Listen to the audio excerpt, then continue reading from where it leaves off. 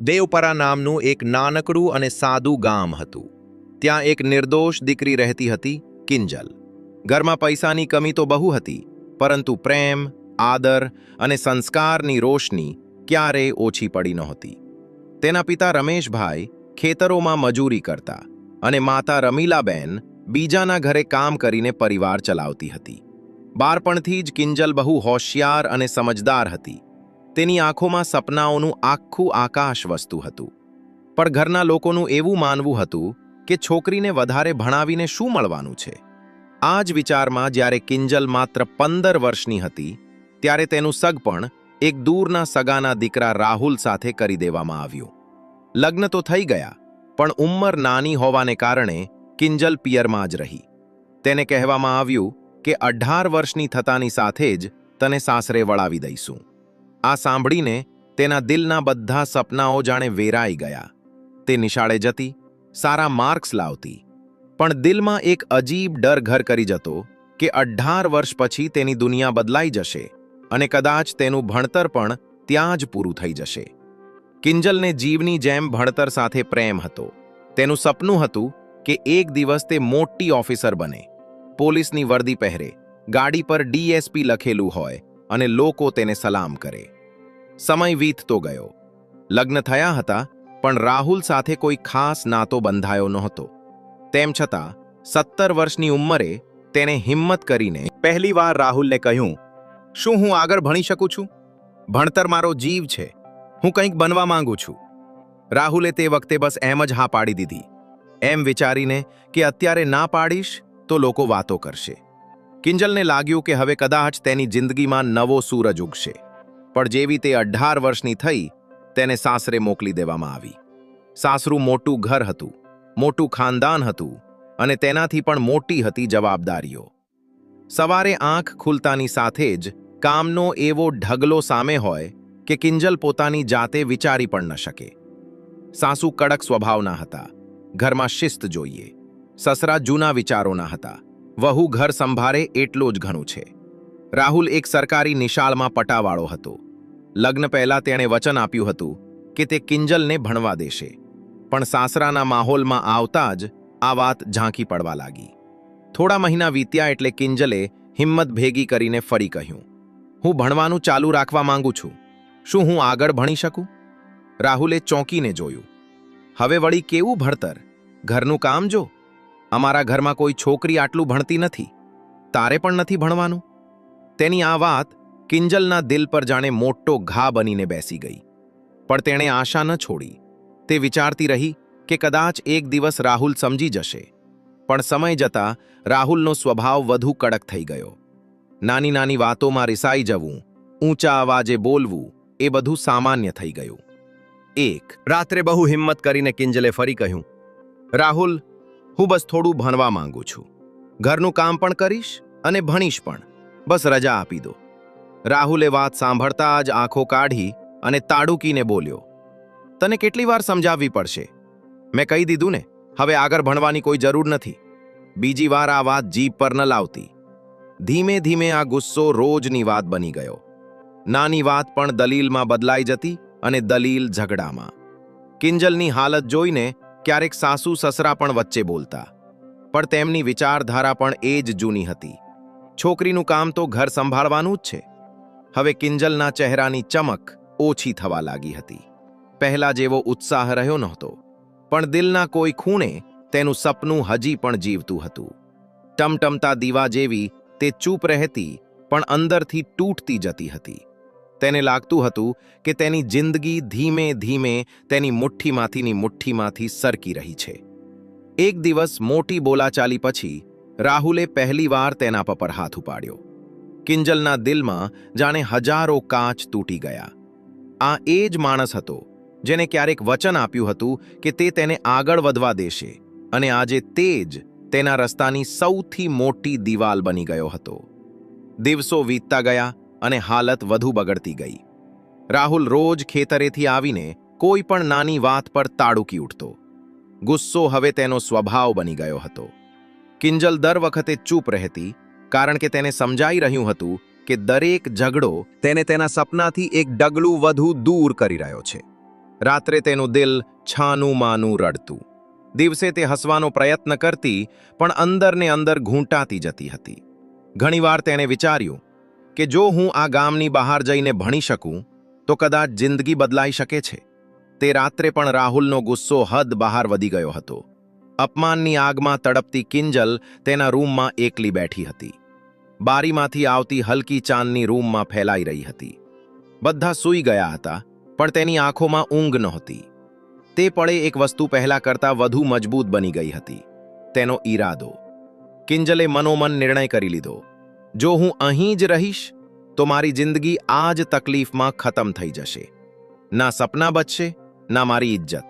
મારે અહીંથી જવું જ પડશે. તેને ધ્રુજતા હાથે એક નાનો કાગળ અને પેન લીધી. દિલ જોરથી ધડકતું હતું, પણ તેણે લખવાનું શરૂ કર્યું. રાહુલ, જ્યારે હું ફક્ત 15 વર્ષની હતી ત્યારે આપણા લગ્ન થયા હતા. મેં ક્યારેય તને મારો દુશ્મન નથી માન્યો. મને આશા હતી કે તું મારો સાથ આપીશ, પણ તે મારી હિંમત તોડી નાખી. હું તને છોડીને જઈ રહી છું, કારણ કે મારા સપના હજુ જીવતા છે. હું એક દિવસ મોટી ઓફિસર બનીને પાછી આવીશ. ચિઠ્ઠી લખીને તેને ઓશિકા પાસે મૂકી દીધી. પછી ધીમે રહીને રૂમની બહાર નીકળી. સાસુ, સસરા અને રાહુલ ત્રણેય ઘસઘસાટ ઊંઘતા હતા. રાતની હવામાં ડર પણ હતો અને આઝાદીની સુગંધ પણ. કિંજલે પોતાની કેટલીક જરૂરી વસ્તુઓ એક નાનકડા થેલામાં ભરી અને ઘરની બહાર ડગલા મૂક્યા. ગામની ગલીઓ અંધારામાં ડૂબેલી હતી. દૂર ક્યાંક કૂતરા ભસવાનો અવાજ આવી રહ્યો હતો. તે ઝડપી ડગલે ચાલવા લાગી. ડર હતો, પણ તેના સપના તેનાથી પણ મોટા હતા. સ્ટેશન ગામથી 5 કિલોમીટર દૂર હતું. કોઈ સાધન નહોતું, બસ તેના પગ અને તેનો ઈરાદો. રસ્તામાં ઘણીવાર લાગ્યું કે કોઈ જોઈ ન લે, પણ તે રોકાઈ નહીં. તેના દિલમાં બસ એક જ અવાજ ગુંજી રહ્યો હતો, મારે મોટું ઓફિસર બનવું છે. મારે મારી જિંદગી બદલવી છે. આશરે 1 કલાક પછી તે સ્ટેશન પહોંચી. પૈસા બહુ ઓછા હતા, છતાં તેણે ગાંધીનગરની ટિકિટ લીધી, કારણ કે તેને ખબર હતી કે મોટા સપના માટે મોટી જગ્યા જોઈએ. સવાર થતાં પહેલાં ટ્રેન આવી. ધડકતા દિલે તે ટ્રેનમાં ચડી ગઈ. બારી પાસે બેસીને તેને બહાર જોયું. અંધારું ધીમે ધીમે પાછળ જઈ રહ્યું હતું અને સવારનો હલકો પ્રકાશ દેખાવા લાગ્યો હતો. સૂરજનું પહેલું કિરણ જાણે તેના દિલને કહી રહ્યું હોય, તારી જિંદગી પણ હવે રોશન થવાની છે. ગાંધીનગર પહોંચવામાં થોડો સમય લાગ્યા. તે આ મોટા શહેરમાં સાવ એકલી હતી, પણ હિંમત તેના ડગલા સાથે ચાલી રહી હતી. પેટમાં ભૂખ હતી, શરીરમાં દુખાવો હતો. શહેરમાં પહોંચતાની સાથે જ તે રહેવાની જગ્યા શોધવા લાગી. ઘણા મકાનોમાં તપાસ કરી, પણ ભાડું એટલું વધારે હતું કે તેની પાસે આશા સિવાય બીજું કંઈ નહોતું. ત્યાં તેને એક નાની રૂમ મળી. આ જ તેનો નવો આશરો હતો. આ જ તેની નવી જિંદગીનું પહેલું પાનું. સવારે 4 ઘરોમાં કામ, બપોરે જૂની ચોપડીઓ ખોલીને ભણવાનું, સાંજે ફરી કામ અને રાત્રે ઓછી ઊંઘ પણ વધુ મહેનત. ઘણીવાર થાકથી શરીર તૂટવા લાગતું, પણ તેની આંખોમાં એક જ સપનું ચમકતું હતું, અફસર બનવું. તેને ખબર હતી કે યુપીએસસીનો રસ્તો સહેલો નથી, પણ સહેલો રસ્તો તેને જોઈતો પણ નહોતો. ધીમે ધીમે તેણે ભણતર પર પકડ જમાવી. કેટલાક નવા મિત્રો મળ્યા, કેટલાક હિંમત આપનારા લોકો મળ્યા. એક દિવસ તેણે ધ્રુજતા હાથે યુપીએસસીનું પહેલું ફોર્મ ભર્યું. ગાંધીનગરની જિંદગી બહુ અઘરી હતી. સવારે 4 વાગે ઉઠીને કામ શરૂ, કચરા પોતા, વાસણ, વૃદ્ધોની સેવા, બધું જ સમયસર. આ કામોમાંથી જે 10,000 રૂપિયા આવતા, એમાં જ ખાવાનું અને ભણવાનું બધું ચાલતું. સાંજ સુધીમાં તેનું શરીર થાકીને લોથપોથ થઈ જતું. પણ જેવી તે પોતાની નાની રૂમમાં ડગલું માંડતી, તે જ વખતે અંદર એક નવી તાકાત આવવા લાગતી. એક રૂમ, એક બલ્બ, એક ખુરશી અને જૂનું ટેબલ. બસ આટલી વસ્તુઓના સહારે તે મોડી રાત સુધી ભણતી રહેતી. કોચિંગના પૈસા પન્ના નહોતા, એટલે તેણે જૂની ચોપડીઓ ખરીદી. લાઇબ્રેરીમાં બેસીને આખો દિવસ ભણતી. ઘણીવાર ભૂખ લાગતી, તે બસ પાણી પીને મન વાળી લેતી. ઘણીવાર ઊંઘ આવતી તો તે મોઢું ધોઈને ફરી બેસી જતી. ધીમે ધીમે તેને સમજાયું કે યુપીએસસી ફક્ત ચોપડીઓની પરીક્ષા નથી, આ ધીરજ, મહેનત અને હિંમતની પણ પરીક્ષા છે. પહેલી વાર તેણે પરીક્ષા આપી. એક્ઝામ સેન્ટરમાં તે બહુ ગભરાયેલી હતી. હોલમાં બેઠેલા છોકરા છોકરીઓ બધા ભણેલા ગણેલા અને આત્મવિશ્વાસથી ભરેલા જોઈને એક પળ માટે તેના મનમાં વિચાર આવ્યો, શું હું આ બધાની સામે ટકી શકીશ? પણ બીજી જ પળે તેણે પોતાને કહ્યું, જેને આટલી સફર એકલા ખેડી છે તે આ પેપર પણ આપી શકે છે. તેણે પૂરા મનથી પરીક્ષા આપી, પણ જ્યારે પરિણામ આવ્યું ત્યારે તે પ્રિલિમ્સમાં જ રહી ગઈ. તેનું નામ લિસ્ટમાં નહોતું. તેની આંગળીઓ ધ્રુજવા લાગી, પગ જાણે સુન્ન થઈ ગયા. રૂમનો બલ્બ ઓલવાયેલો હતો અને તેની અંદર પણ અંધારું ઉતરવા લાગ્યું હતું. તે રાત્રે તે બહુ રડી. ડુસકામાં તેનું દર્દ વહેતું રહ્યું. તેને લાગ્યું કે જિંદગી ફરી તેની સાથે રમત રમી રહી છે. માતા પિતાનો ચહેરો યાદ આવ્યો, સાસરીના મેણા યાદ આવ્યા, રાહુલનો માર, અપમાન, બધું જ. એક પળ માટે લાગ્યું કે કદાચ બધું પૂરું થઈ ગયું છે. ત્યારે જ તેની રૂમનો દરવાજો ખખડ્યો. બહાર તેની પાડોશી છોકરી કોમલ ઊભી હતી, જે પોતે 4 વર્ષથી UPSCની તૈયારી કરી રહી હતી. તેને કિંજલની હાલત જોઈ અને ધીમેથી કહ્યું, કિંજલ, હાર ના માન. પહેલી કોશિશમાં સિલેક્શન થવું બહુ અઘરું હોય છે. તે 1 વર્ષમાં જેટલું કર્યું છે એટલું કોઈ સહેલો રસ્તો પસંદ કરનાર નથી કરી શકતું. તારી મહેનત ક્યાંય એળે નહીં જાય. બસ એકવાર ફરી કોશિશ કર. કોમલની વાત તેના દિલમાં એક ચિંગારીની જેમ ઉતરી ગઈ. કોમલ આટલું કહીને જતી રહી. કિંજલે આંસુ લૂછ્યા અને પોતાની જાતને કહ્યું, મેં મારી જિંદગી બદલી નાખી છે તો વળી એક પરીક્ષા મારી જીત કેવી રીતે છીનવી શકે? બીજા જ દિવસે તે ફરી લાઇબ્રેરી પહોંચી ગઈ. ફરી એ જ જૂની ચોપડીઓ, ફરી એ જ મહેનતની સફર. પણ આ વખતે પહેલા કરતાં પણ વધુ જનૂન સાથે. સવારે ઘરોનું કામ, બપોરે ભણવાનું, સાંજે ફરી કામ અને આખી રાત ભણવાનું. આ નિત્યક્રમ ફરી શરૂ થઈ ગયો. ક્યારેક શરીર જવાબ દઈ દેતું, ક્યારેક મગજ પર બોજ વધી જતો, પણ રૂમની દિવાલ પર ચોંટાડેલો પેલો કાગળ તેને હંમેશા સાચવી લેતો. એક દિવસ હું DSP બનીશ. તે રોજ એ કાગળને જોતી અને પોતાના આત્મામાં નવી તાકાત અનુભવતી. બીજી વાર પરીક્ષાનો સમય આવ્યો. આ વખતે કિંજલે પોતાની આખી જાન લગાવી દીધી. દિલ ક્યાંક ઊંડાણમાં કહી રહ્યું હતું કે નસીબે મને 1 વર્ષ રોકી છે, પણ હંમેશા નહીં રોકી શકે. પરીક્ષા પૂરી થઈ અને હવે રાહ જોવાનું શરૂ થયું. દિવસો વીતતા ગયા. રિઝલ્ટવાળા દિવસે તેના શ્વાસ તેજ થઈ ગયા. તે કમ્પ્યુટર સ્ક્રીન પર પોતાનો રોલ નંબર શોધવા માટે પેજ ઉપર નીચે કરી રહી હતી, પરંતુ નામ દેખાતું નહોતું. એક પળ તેણે હળવેકથી આંખો બંધ કરી અને ફરી જોયું. આ વખતે તેનું નામ લિસ્ટમાં હતું. પહેલાં તો વિશ્વાસ જ ના આવ્યો. તેણે કોમલને બોલાવી, જોતો, મારું નામ છે? કોમલે સ્ક્રીન જોઈ અને ખુશીથી ઉછળી પડી. કિંજલ, તું પાસ થઈ ગઈ. તેં કરી બતાવ્યું. આ વખતે કિંજલની આંખોમાંથી જે આંસુ નીકળ્યા તે દુઃખના નહીં પણ સફળતાના હતા. તેની મહેનત આખરે રંગ લાવી હતી. થોડા દિવસો પછી ફાઇનલ રેન્ક આવ્યો અને કિંજલને સારા માર્ક સાથે DSPનું પદ મળ્યું. સરકારી ગાડી, સરકારી મકાન, વર્દી બધું જ હવે તેના નામે હતું. જ્યારે તેને પહેલીવાર પોતાની પોલીસની વર્દી પહેરી ત્યારે અરીસા સામે ઊભી રહીને તે વારંવાર પોતાની જાતને જોતી રહી. વર્દીમાં તેનો ચહેરો એક અલગ જ તેજથી ચમકી રહ્યો હતો. તેની આંખોમાં એક ગર્વ હતો જે ફક્ત એ લોકોને જ મળે છે જે અંધારા સાથે લડીને અજવાળા સુધી પહોંચે છે. તેને અચાનક પેલી છોકરી યાદ આવી જે ક્યારેક અંધારી રાતે ઘર છોડીને ભાગી હતી. આજે તે લોકોની સુરક્ષાની જવાબદારી સંભાળવા જઈ રહી હતી. તેણે આકાશ તરફ જોયું અને ધીમેથી કહ્યું, આભાર ભગવાન, મારી મહેનતને મંજિલ મળી ગઈ. DSP બન્યા પછી તેની જિંદગી સાવ બદલાઈ ગઈ હતી. હવે ગાડી પણ હતી, વર્દી પણ, સન્માન પણ અને સમાજમાં એક અલગ ઓળખ પણ. લોકો દૂરથી સલામ કરતા, દરેક જગ્યાએ તેનું માન વધી ગયું હતું. પણ તેના દિલમાં એક સવાલ હંમેશા સન્નાટો બનીને બેઠો રહેતો. રાહુલ ક્યાં હશે? કઈ હાલતમાં હશે? જ્યારે તે એકવાર પોતાના સાસરે ગઈ હતી ત્યારે ઘર ખાલી મળ્યું હતું. દરવાજા પર તાળું લટકતું હતું. પાડોશીઓએ બસ એટલું જ જણાવ્યું કે રાહુલ અને તેનો પરિવાર કોઈ કારણસર અચાનક ગામ છોડીને જતા રહ્યા છે. ક્યાં ગયા? કેમ ગયા? કોઈને ખબર નહોતી. આ વાત કિંજલના દિલમાં ક્યાંક ઊંડે ખૂંચી ગઈ. તેની જિંદગી તો પહેલા કરતાં સારી ગઈ હતી, પણ પતિનું ગુમ થવું તેની અંદર એક ખાલીપો છોડી જતું હતું. તે અવારનવાર વિચારતી કે આટલા વર્ષોમાં તેણે મને શોધવાની કોશિશ કેમ ન કરી. આ દરમિયાન સરકાર તરફથી એક મહત્વનો આદેશ આવ્યો. દ્વારકામાં યોજાનારા મોટા ધાર્મિક કાર્યક્રમની સુરક્ષા સંભાળવા માટે તેને મોકલવામાં આવી રહી હતી.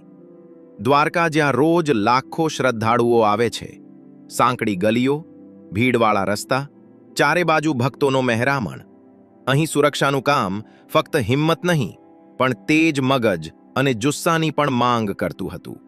પણ ડીએસપી કિંજલને જોઈને દરેકને ખાતરી હતી કે તે આ જવાબદારી સારી રીતે નિભાવશે. દ્વારકા પહોંચીને તેને પહેલીવાર ત્યાંની ગલીઓ, મંદિરો અને ઘાટોને નજીકથી જોયા. રંગબેરંગી ફૂલો, જય શ્રી કૃષ્ણનો ગુંજારવ અને ભક્તોનો મહાસાગર. આ માહોલમાં એક અજીબ શાંતિ હતી, દિલને સ્પર્શી જાય તેવી. પણ તેને ક્યાં ખબર હતી કે આ જ ભીડમાં, આ જ શહેરમાં તેને તેની જિંદગીનું સૌથી મોટું સત્ય મળવાનું છે. દ્વારકાની ભીડ, મંદિરોનો શોર અને ભક્તોની લહેર વચ્ચે ડીએસપી કિંજલ પોતાના કામને સમજવા માટે જાતે મેદાનમાં ઉતરી હતી.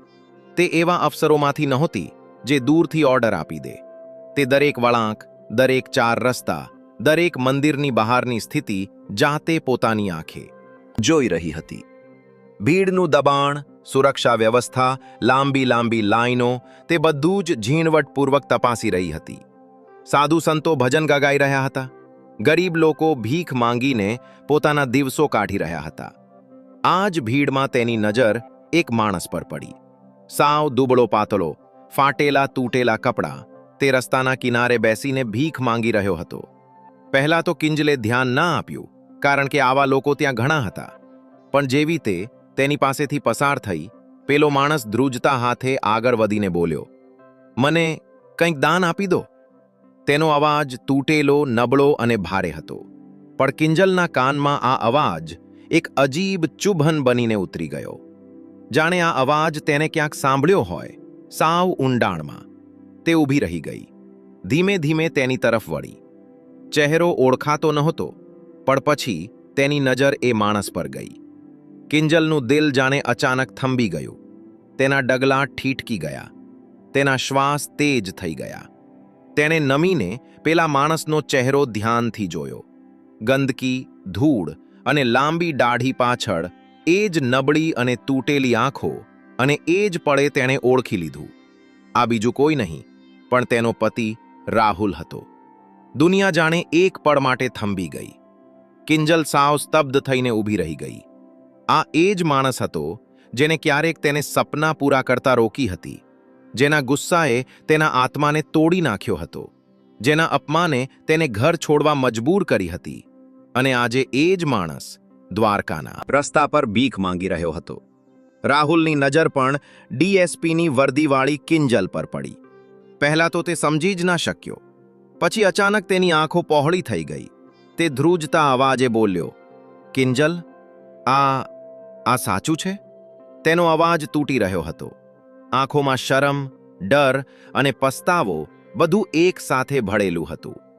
કિંજલ અંદરથી વિખરાઈ ગઈ, પણ તેને પોતાની જાતને સંભાળી લીધી. તેની ટીમને લાગ્યું કે આ કોઈ ગાંડો માણસ છે. તેઓ તેને હટાવવા લાગ્યા. કિંજલે તરત કહ્યું, રોકાઈ જાઓ, એમને અડશો નહીં, એ મારા પતિ છે. પોલીસ કર્મીઓ દંગ રહી ગયા. આટલી મોટી અફસરના પતિને આવી હાલતમાં જોઈને તેઓ કંઈ બોલી જ ના શક્યા. કિંજલ તેની પાસે ગઈ અને ધીમા અવાજે પૂછ્યું, આ શું હાલત કરી નાખી છે તમે? રાહુલની આંખોમાંથી આંસુ વહેવા લાગ્યા.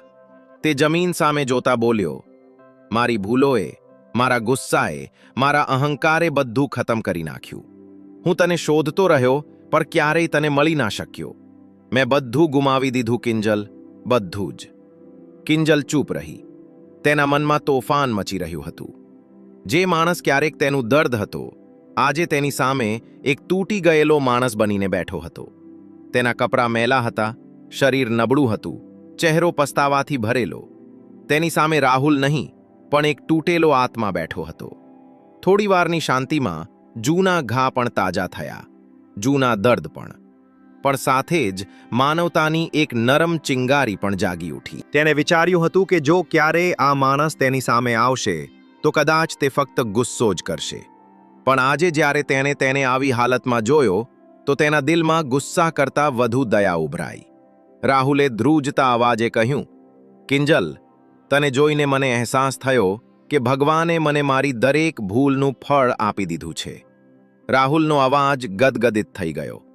તું આગળ વધી ગઈ અને હું અહીં રસ્તા પર આવી ગયો. આટલું કહેતા જ તે ધ્રુસકે રડી પડ્યો. આંસુ તેના ચહેરાની ગંદકી સાથે ભળીને વહી રહ્યા હતા. તે પોતાની હથેળીઓથી મોઢું ઢાંકીને બોલ્યો, જે કંઈ તે સહ્યું તે બધું મારા લીધે હતું. મેં તને રોકી, તારા સપના તોડ્યા, હંમેશા તને ખોટી સાબિત કરી. જો મેં તારો સાથ આપ્યો હોત તો કદાચ મારી જિંદગી પણ આવી બરબાદ ના થઈ હોત. મેં મારા હાથે જ બધું નાશ કરી નાખ્યું, બધું જ. કિંજલે ઊંડો શ્વાસ લીધો. તે તેની પાસે નીચે બેસી ગઈ, જેથી લોકો તેને ડર કે શરમની નજરે ના જુએ. ધીમેથી તેણે પૂછ્યું, ઘરે રે શું થયું હતું? તું અચાનક ક્યાં ગાયબ થઈ ગયો હતો? રાહુલે ચોરી છુપીથી તેની તરફ જોયું. તેની આંખો પહોળી થઈ ગઈ હતી, અવાજ થરથરતો હતો. તારા ગયાના થોડા મહિના પછી એક મોટો અકસ્માત થયો. મારા મા બાપ બંને ગુજરી ગયા. હું સાવ એકલો પડી ગયો. તે બોલતા બોલતા અટકી ગયો. ગળું જાણે રૂંધાઈ ગયું હતું. થોડીવાર પછી તેણે પોતાની જાતને સંભાળી. હું અંદરથી તૂટી ગયો હતો. ગુસ્સો મારા સ્વભાવનો ભાગ બની ગયો હતો. હું ખોટા લોકોની સંગતમાં પડી ગયો. નશાની લત લાગી ગઈ. ઘર વેચાઈ ગયું. જમીન જતી રહી. છેલ્લી કમાણી પણ નશામાં ડૂબાડી દીધી. છેલ્લે મારી પાસે ના ઘર હતું, ના પૈસા, ના કોઈ પોતાનું. બસ એકલતા અને બરબાદી હતી. કિંજલની આંખો ભરાઈ આવી. તેણે ક્યારેય વિચાર્યું પણ નહોતું કે જે માણસે ક્યારેક તેને દબાવી હતી, આજે પોતે આવી જિંદગી જીવી રહ્યો હશે. દુનિયામાં ઘણા લોકો ભૂલો કરે છે, પણ બહુ ઓછા લોકો પોતાની ભૂલ સ્વીકારે છે. કિંજલે નરમ અવાજે કહ્યું, રાહુલ, હા, તે ભૂલો કરી, પણ માણસ ભૂલો કરે છે. જો તું ખરેખર બદલાવા માંગતો હોય તો જિંદગી તને એક બીજો મોકો જરૂર આપશે. રાહુલે ધ્રુજતા અવાજે પૂછ્યું, શું તું મને આ હાલતમાંથી કાઢવામાં મદદ કરીશ? મને ખબર છે હું તારા લાયક નથી, પણ હું ફરીથી જીવવા માંગુ છું. તને જોઈને હિંમત મળી રહી છે. કિંજલે તેના ખભા પર હાથ મૂક્યો. હું તને મારા ઘરે પાછી નથી બોલાવી રહી. ના તો હું બધું તરત જ ભૂલી શકું છું, પણ હું તને મદદ જરૂર કરીશ. બદલાવવાનો નિર્ણય તારે લેવાનો છે. રસ્તો હું બતાવીશ. રાહુલ ફરી રડી પડ્યો. હાથ જોડીને બોલ્યો, હું બદલાઈ જઈશ કિંજલ. બસ એકવાર સકવાર સહારો આપી દે. હું મારી જાતને સાબિત કરી દઈશ. એ પળે દ્વારકાની હવા જાણે થંભી ગઈ. દૂર મંદિરોમાં આરતીના ઘંટ વાગી રહ્યા હતા. માહોલમાં એક અજીબ પવિત્રતા હતી, જાણે ભગવાન પોતે આ પળને જોઈ રહ્યા હોય. કિંજલે તરત પોતાની ટીમને આદેશ આપ્યા, આમને નાહવા ધોવાની વ્યવસ્થા કરી દો, જમારો અને ડોક્ટરને બતાવો. થોડા જ કલાકોમાં તેનો ચહેરો ધોવાઈ ગયો. લાંબી દાઢી કાપી નાખી, વાળ ઠીક કરી દીધા અને કપડાં બદલાવી નાખ્યા. તે પહેલા જેવો તો ના લાગ્યો, પણ હવે ઓછામાં ઓછું એક માણસ જેવો દેખાવા લાગ્યો. કિંજલ તેને નજીકની હોસ્પિટલમાં લઈ ગઈ, જ્યાં નશાની લત છોડનારા લોકોને નવી જિંદગી મળે છે. ડોક્ટરે કહ્યું, મેડમ, અમે આનો પૂરો ઈલાજ કરીશું. સમય લાગશે, પણ અહીં એમને સારો માહોલ મળશે. રાહુલ ડરતા ડરતા બોલ્યો, તું મને છોડીને જતી તો નહીં રહે ને? કિંજલ સહેજ હસી, ના, હું તને છોડીને નહીં જાઉં, પણ હું તને એ જિંદગીમાં પણ પાછી નહીં લઈ જાઉં જ્યાંથી હું ભાગીને આવી હતી. તારે પહેલા પોતાની જાતને સુધારવી પડશે. જ્યારે તું તારી જિંદગી સંભાળી લઈશ, ત્યારે આપણે દુનિયાને બતાવીશું કે ભૂલ કરનાર માણસ પણ જો સાચા દિલથી પસ્તાવો કરે તો જિંદગી તેને બીજો મોકો આપે છે. રાહુલ પૂરી રીતે ઠીક થઈ ગયો. લત છૂટી ગઈ. શરીર સારું થઈ ગયું. ચહેરા પર ફરી માનવતાની રોશની આવી. અને અહીં જ આ વાર્તા પૂરી થાય છે. પણ કિંજલની તાકાત, રાહુલનો પસ્તાવો અને જિંદગીનો આપેલો બીજો મોકો લોકોના દિલમાં હંમેશા જીવંત રહેશે. તો મિત્રો, આ વાર્તા માત્ર મનોરંજન અને શિક્ષણના હેતુથી બનાવવામાં આવી છે. આમાં દર્શાવેલા તમામ પાત્રો, ઘટનાઓ અને સંવાદો કાલ્પનિક છે. કોઈ પણ વાસ્તવિક વ્યક્તિ, સંસ્થા કે ઘટના સાથે આનો કોઈ સંબંધ નથી. કૃપા કરીને આને માત્ર વાર્તા તરીકે જુઓ અને એનો આનંદ લો. અમે કોઈની ભાવનાઓને ઠેસ પહોંચાડવા માંગતા નથી. જો તમને આ વાર્તા પસંદ આવી હોય તો લાઈક કરો અને વધુમાં વધુ લોકો સુધી શેર કરો. અને કોમેન્ટ કરીને જણાવો કે તમે કિંજલની જગ્યાએ હોવ તો શું કરો. અને હા, આ ચેનલને સબસ્ક્રાઇબ કરવાનું ભૂલતા નહીં, કારણ કે અમે તમારા માટે આવી જ પ્રેરણાદાયક વાર્તાઓ લાવતા રહીશું. વિડીયોને છેલ્લે સુધી જોવા બદલ તમારો ખૂબ ખૂબ આભાર.